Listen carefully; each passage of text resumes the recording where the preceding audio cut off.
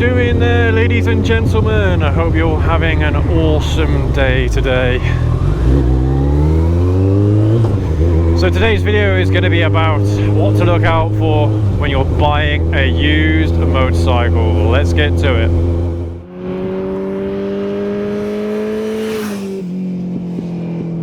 So yeah, what we're going to do, we're going to ride around and try and find a nice quiet area to park up the bike,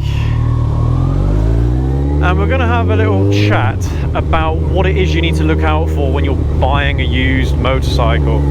The way I'm going to do that is that I'm going to pretend that I'm looking to buy this ZZR 1400 that I'm riding currently, and I'm going to go over every single piece that you should be looking at. Not necessarily to know if it's a good bike or not, although that is also what you're going to be doing, but to try and give yourself the best deal possible.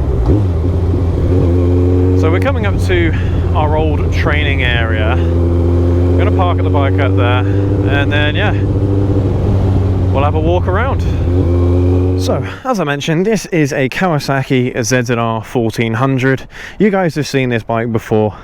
So what I'm going to do, I'm going to work from front to back, literally as if I was going to buy this bike for myself.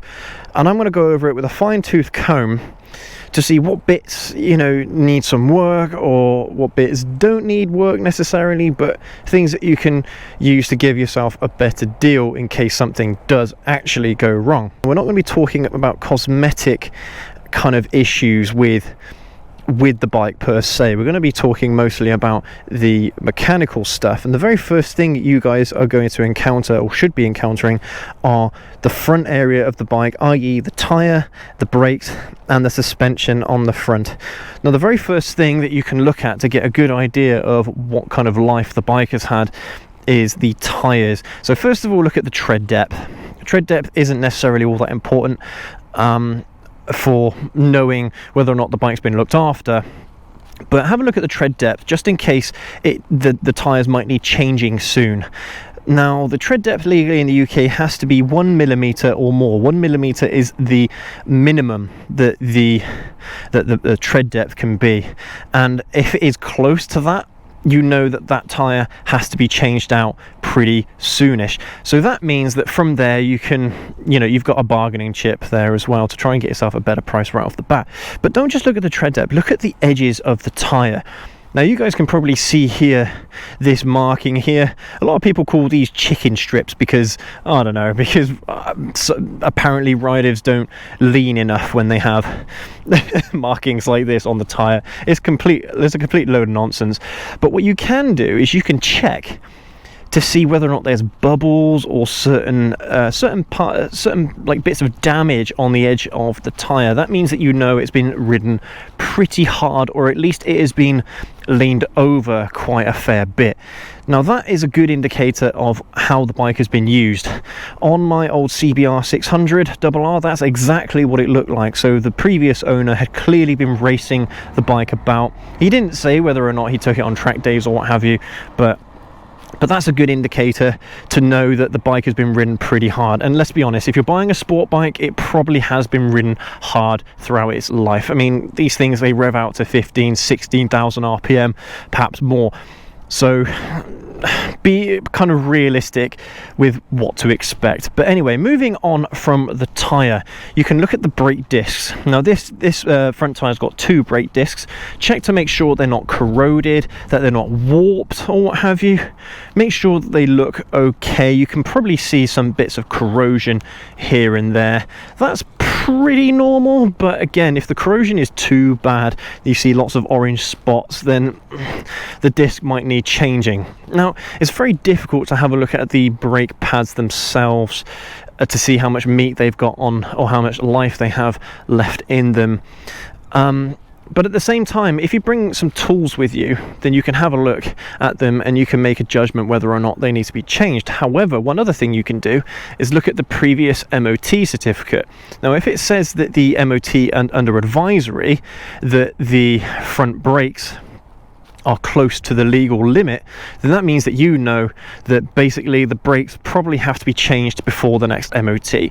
Again, another way that you can get some money off the bike. Now the last thing is the suspension, or the forks. If I move over this way a little bit closer so we can get a better look at the front forks. So these are the forks here. Now the one thing that you're going to have to look out for mainly before you test anything else is the fork seals. Now on this bike, because it's got inverted forks, there's the seal there. Not on some bikes you'll see the seal going the other way, but it's basically here. Now this bit of the fork, the suspension needs to be shiny and dry. So when you run your finger across it, across the top here, there shouldn't be any oil. Now inside the forks is oil to kind of dampen the compression force when you hit bumps. And basically what happens over time, these seals, these rubber seals, they will perish and they'll start leaking oil down. Now the biggest problem with that is obviously you've got the brake system here. So if you leak oil onto the disc or anywhere around the brake system, you're not going to be able to brake. So keep that in mind. That's a serious thing that you're going to have to look out for. Now, what a lot of sellers will do, if they know that the seals have perished, or at least maybe on one side they've perished, if you run your finger on it and it's dry, stand up, go round to the other side of the bike, pick it up off the stand, hold on to the front brake and simply push the bike downwards like that. Put the bike back on its stand again, and then go back to the forks and run your finger across the shiny bit again, and make sure that they are bone dry. If they're bone dry, you're good to go. They're not perished whatsoever. Now it's not a deal breaker. If one of them has gone, it's maybe 2 hours of labour for a garage to fix seals, fork seals. So it's not like a massive problem, at least from the onset. You could ride with them like that, but like I said, you're running the risk of that oil landing on the brakes there. So that kind of stuff you need to get fixed. But like I said, it's not a deal breaker. So once you've had a look at that, and if all that is sound, you can move on over to the middle part of the bike here. Now this bit is a lot easier on a naked motorcycle because you haven't got all this fairing to worry about. But if the bike does have fairing, you can just stick your eyes into the gaps in the fairing and you can have a look at things like the radiator, the pipes, the fans. You can have a look at all of these little bits here, see if there's any corrosion in there. Make sure it all looks okay. Now over time, these radiators are made out of aluminium, and over time they will corrode almost exactly the same as steel would. They don't go orange like steel does, but they go white. So that's a way that you can tell whether or not it's corroded. Now, corroded radiators normally aren't a big deal, but sometimes they can reduce the performance of the radiator itself. So again, it's just another thing to test, but we'll get onto that in a moment when we actually turn the bike on for the first time, because at this point I haven't turned the bike on. I'm just looking at it from, just a physical standpoint, just to make sure all the basics are there. So going upwards to the handlebars, you can look at all of the switches and things, make sure they're all operational. Again, this is what we will do when we actually turn the bike on, but just have a look at their condition, make sure they actually flick on and off or what have you, do what they're supposed to do. Another thing you can look at from up here is the brake fluid. Now here and here are brake fluid reservoirs, and on most motorcycles you actually have like a metal square box, or excuse me, a metal box with like a almost like a circular piece of glass, so you can see inside it that's clear. Now normally that tells you one, the level of the brake fluid, so to check whether or not it has a sufficient amount of brake fluid, but also to check the colour of it. Now these reservoirs aren't that great for that purpose, because brake fluid is supposed to be kind of like a light colour, it's not supposed to be dark.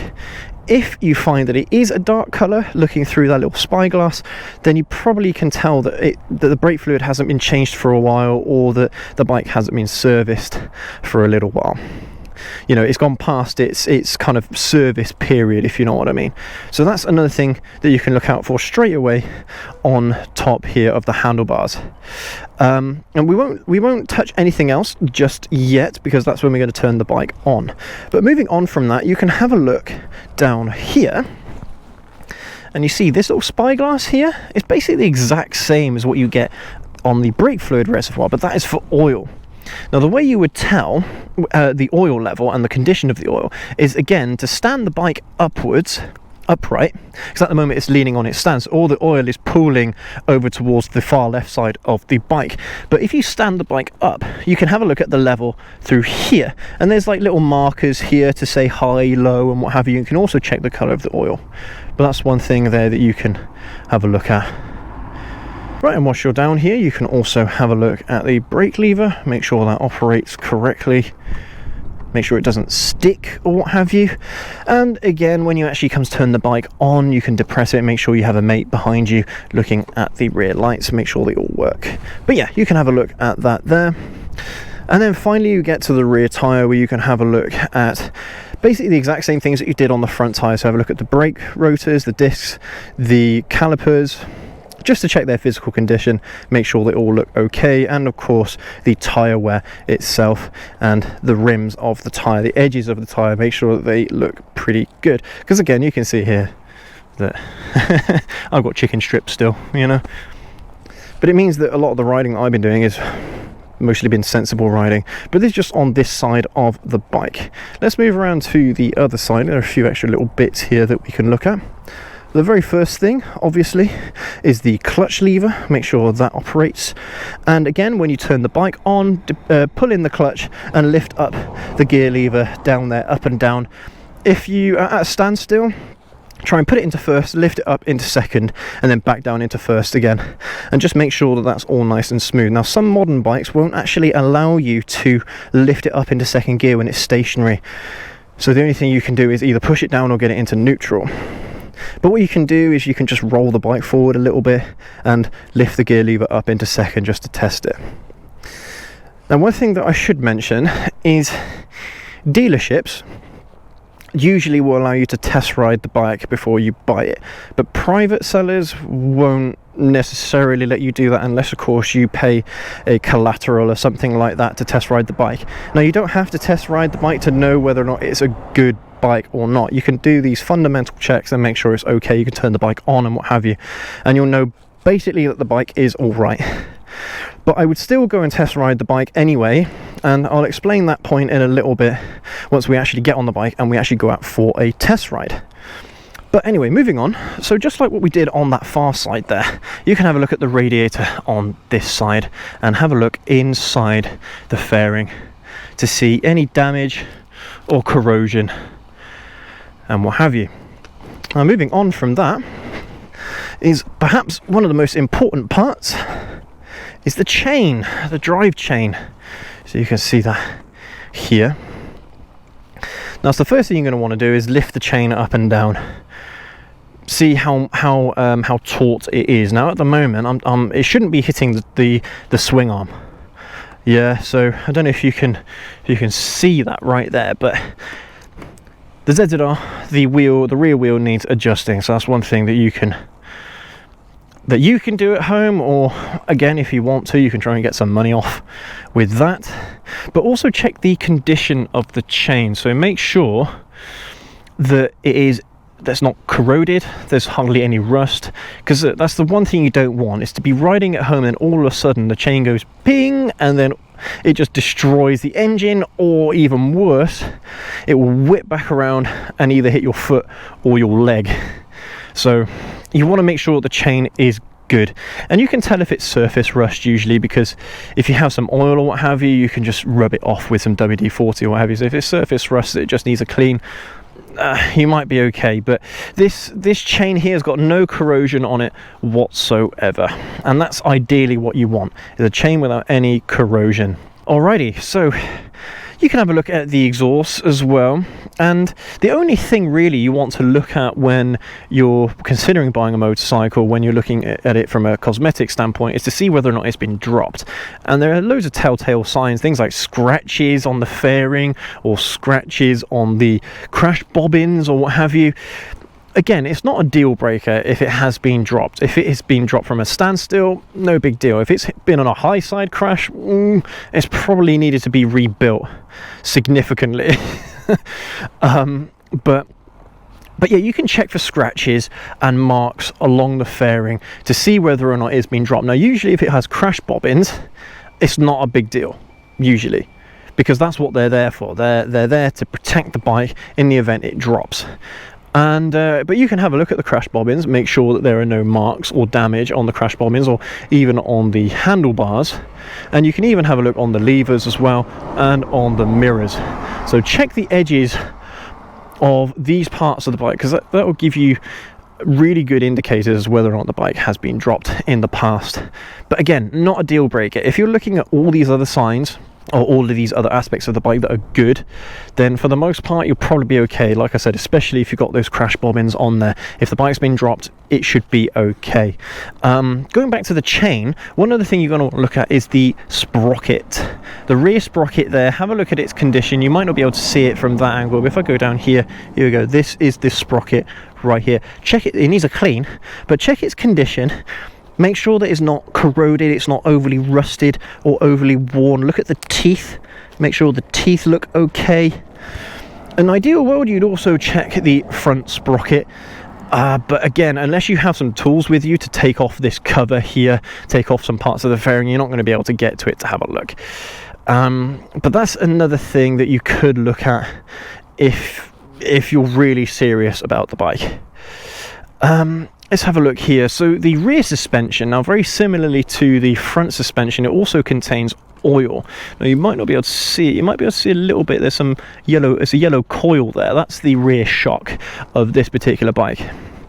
But that one also contains oil, and if the seal breaks on that one as well, then the easiest way to tell is to simply sit on the bike, and if it depresses too far or too quickly, then you know that it's shot. But that's another thing that you can do on the test ride as well, because as you test ride the bike, you'll feel the back end kind of really spongy, and you feel like as if the back end is kind of swirling about like this. You know, you won't feel like it's in control at the back end. That's another way to kind of tell, because you can't really see the seals from here. And again, like I said, unless you start taking bits off the bike, you're not going to be able to see what it actually looks like underneath.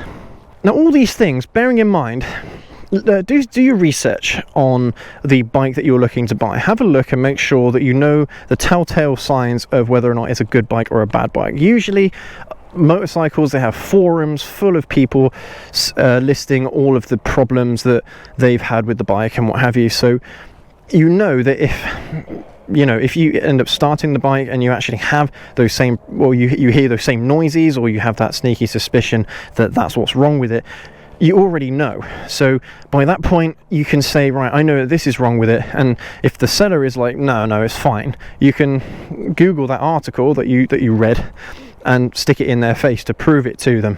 But yeah, do your research beforehand. Obviously check the mileage of the bike, check the age of the bike.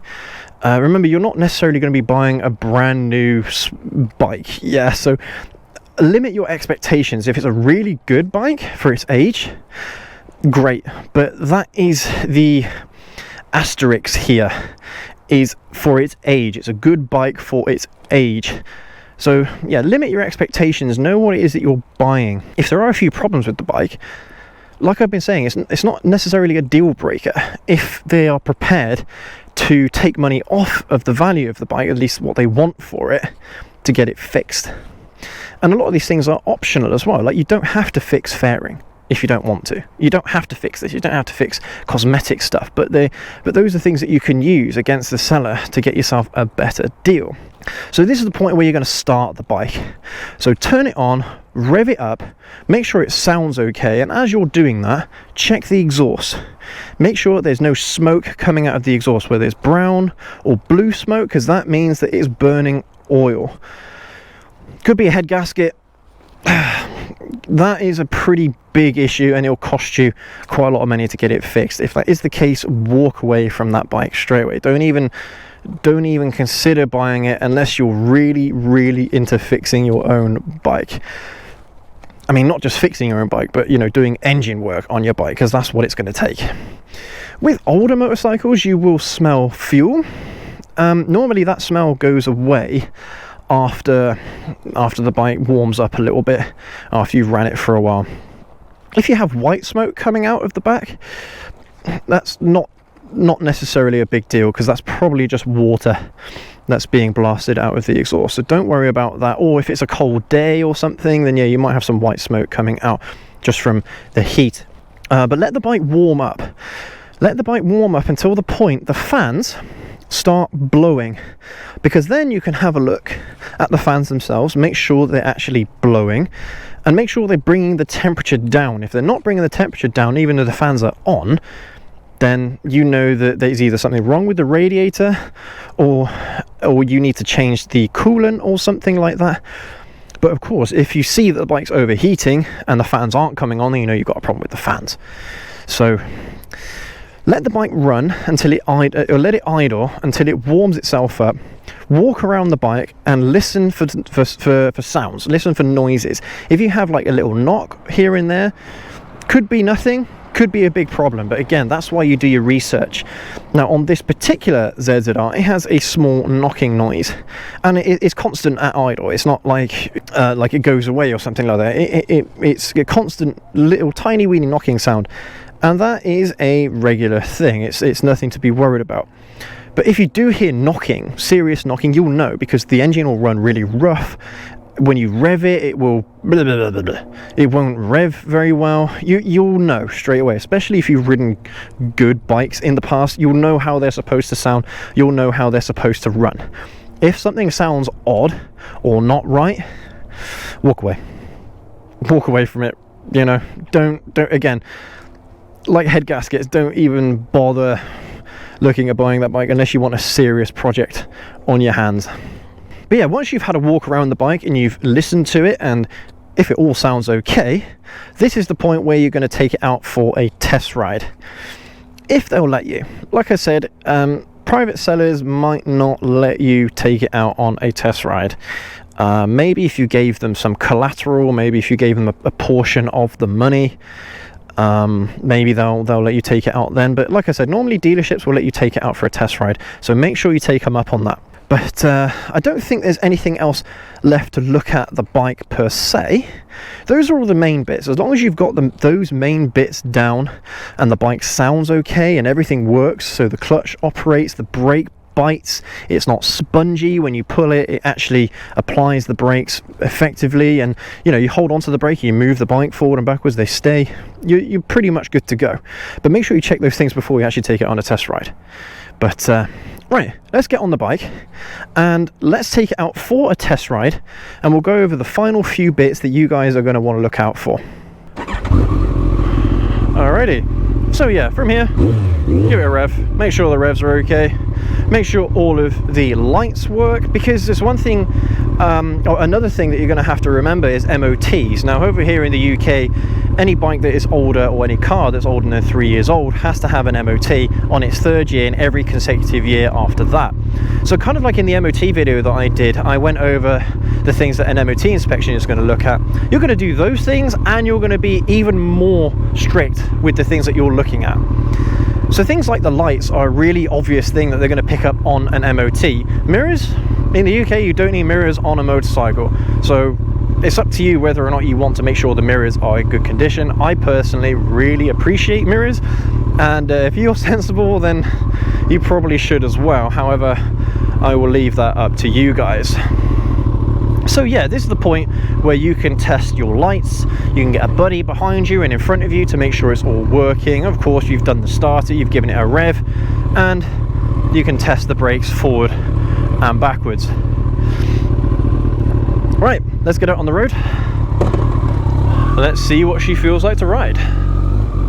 So when you've got the bike out and you are test riding it, this is the point at which you are really, really seriously considering to buy the bike. You've done all the basic checks, so you know it's going to be a good bike. But this is the point where you get an opportunity to actually have a look at the ergonomics, make sure that it is actually the bike for you. Because the bike might look really nice and what have you, but if you get on it and you're like, no, this feels horrible, then obviously you're probably going to have a change of heart.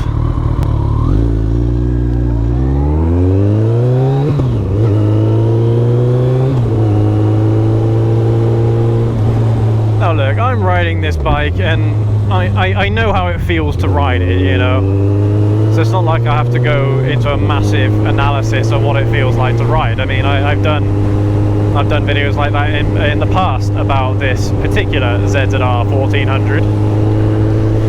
But yeah, if everything feels good, it feels nice to ride, you're comfortable, or at least you're comfortable somewhat with the bike. If it's a sport bike, then you're not going to be all that comfortable if you're riding it for long distances, but you know what you're getting yourself into at that point. But yeah, make sure that everything feels right as you ride it. Make sure it sounds okay. Try and go through the entire rev range if you can. Make sure there's no weird, odd noises coming from the exhaust or from the engine as you're giving it the beans. But yeah, if you are happy with everything you've seen so far and you're happy with how it rides, then this is the point where, yeah, you get the chance to buy the bike. And of course, this is where you decide how much you're going to pay for it. Now make a mental note in your head how much it will cost you to get all those little niggly bits fixed, if it needs new tires, or if it needs new brake discs, or maybe if there's some damage to the bodywork or the fork seals have gone or something like that. Add up a total in your brain of how much all that will cost for you to get it fixed. Also make a mental note of how much things will cost to get fixed that you don't need to fix, so cosmetic things that you don't need fixing. Give that to the seller, or tell them how much it will cost for each of the bits, and say to them, based on that amount of money that I need to put into the bike to make sure that it is good, this is how much I'm going to offer you. And then of course from there you can have a little dance, a little negotiation. You know, they'll go higher, you'll go lower, and what have you. Then eventually you will meet somewhere in the middle. But of course, again, if they're asking too much money and you know exactly what's wrong with the bike and you know exactly how much it's going to cost for you to get it fixed, then walk away. It's not worth it. Don't worry, there will be another motorcycle. There will always be another bike that you can look at. Don't worry. But anyway, guys and gals, I think I'm going to end the video here. Just one last thing before you go. I've got a surprise for you. It will be unveiled, hopefully, on Monday's release, because that's already scheduled, Mondays and Thursdays. And I'm really excited about it. Obviously, it is a motorcycle. And it's the bike that's going to be replacing the CBR 600RR that we've had on the channel before. Now I'll give you a hint, it's not a sport bike, but I can't wait to show you what it is. It's no slouch, it's a serious motorcycle. And you know how I've been saying, if you buy a used motorcycle, don't spend everything you have on it. Make sure you have some cash in reserve in case something goes wrong with it and you need to get it fixed. Well, even though this bike is not used, it's brand new, I've sunk everything I have into this new bike. So I absolutely cannot wait to show you. But make sure that you subscribe to the channel so you get notified of when I unveil it. But yeah, thank you ever so much for watching, guys and gals. Hope you're having an awesome day, and make sure to leave a like, comment and subscribe if you enjoy the content. If you want to follow the work that we do, something ridiculous like 90% of the viewers or even 90% of people that leave likes don't subscribe. So please make sure that you do. I'm begging you. But yeah, I can't wait to show you what's happening on Monday's video. But don't worry, this ZZR isn't going anywhere. So don't you worry about that. She's here to stay, baby. Thanks again for watching, guys and gals. I will see you all in the next video. Have a good one.